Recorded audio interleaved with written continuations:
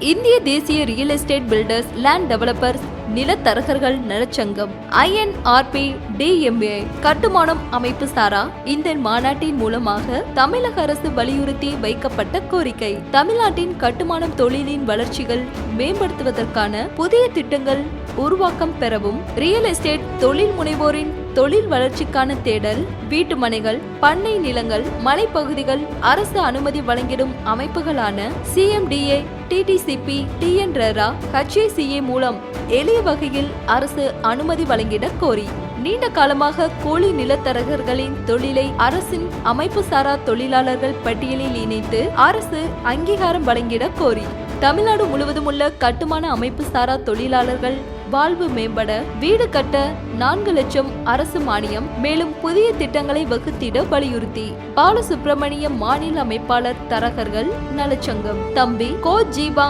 மாநில கொள்கை பரப்பு துணை செயலாளர் ஒன்றுபடுவோம் வென்று காட்டுவோம்.